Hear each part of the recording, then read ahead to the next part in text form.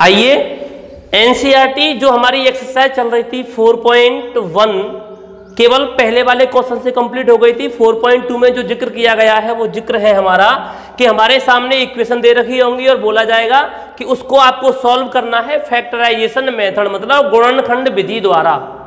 गुणनखंड विधि से किस तरीके से आप इसका फैक्टर करोगे उसके बारे में आज हम थोड़ी सी जानकारी लेंगे। आइए प्यारे बच्चों शुरुआत करते हैं। सबसे पहले हमें करना है कि जो दिया हुआ इक्वेशन है वो ax² + bx + c = 0 की फॉर्म में होना चाहिए।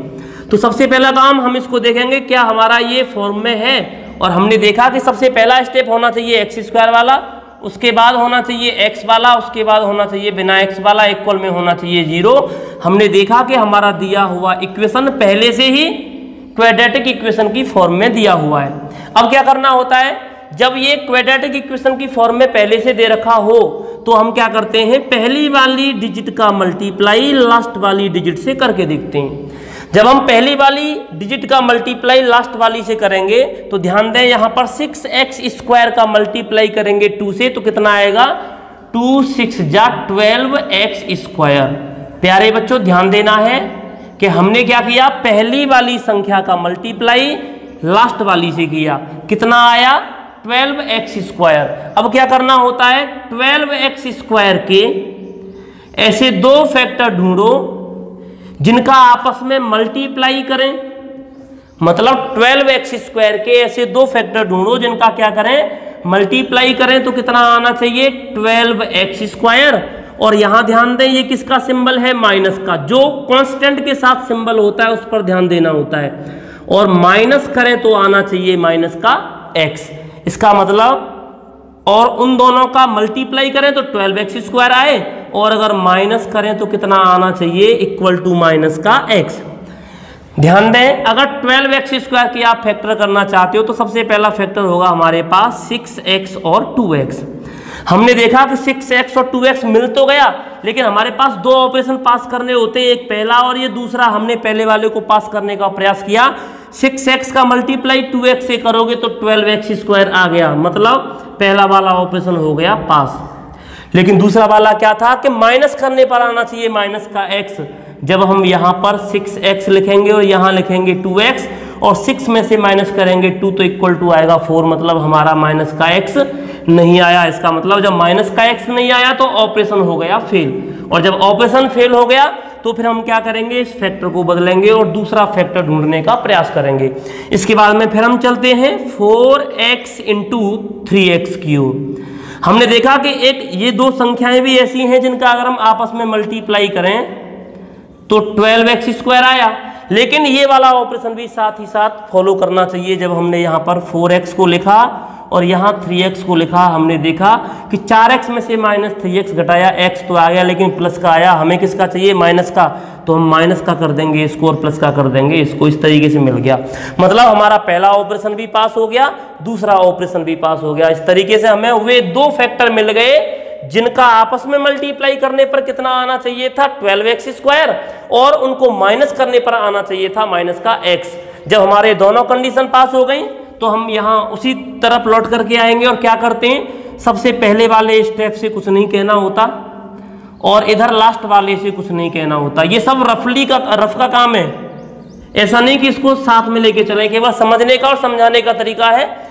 क्या किया, पहले वाले से कुछ नहीं कहा, लास्ट वाले से कुछ नहीं कहा, जो भी कहना है इससे कहना है। और इसके लिए हमने देखा हमारे पास दो फैक्टर आए थे, एक तो आया था माइनस का 4x और एक आया था प्लस का 3x। इस तरीके से अब इसके बाद जो अगला स्टेप हमारा आता है वो ये आता है कि अब तक हमारे पास स्टेप थे 3 और अब कितने हो गए, 4। अब इन 4 में से क्या करते हैं, पहले 2 में से और लास्ट के 2 में से कॉमन ढूंढा जाता है। कॉमन उसे कहते हैं, मतलब ऐसी संख्या जो दोनों में मिल जाए उसको कहते हैं कॉमन। तो कॉमन लेंगे, कॉमन को हिंदी में उभयनिष्ठ कहते हैं। जब यहाँ से कॉमन लेंगे तो ध्यान दें 6x² को आप लिख सकते हैं 2 × 3 और x की पावर 2 का मतलब हो गया x × x। ऐसे ही माइनस है 2 × 2 और केवल x।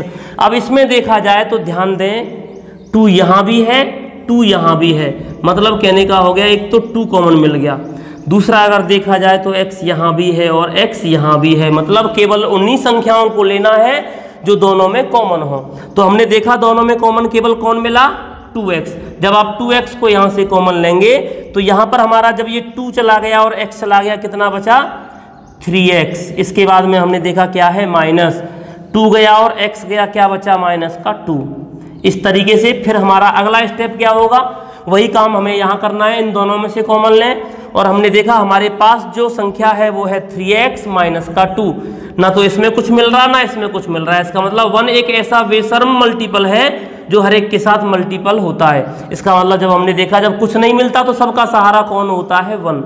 इसका मतलब 1 ही ऐसी संख्या है जो दोनों में कॉमन मिल सकती है। जब आप 1 यहाँ से कॉमन लोगे तो हमारे पास अंदर क्या बचा, 3x, बीच में क्या है, माइनस, और ऐसे यहाँ से 1 को कॉमन ले लिया तो क्या बचा, 2, और इक्वल टू हो गया 0।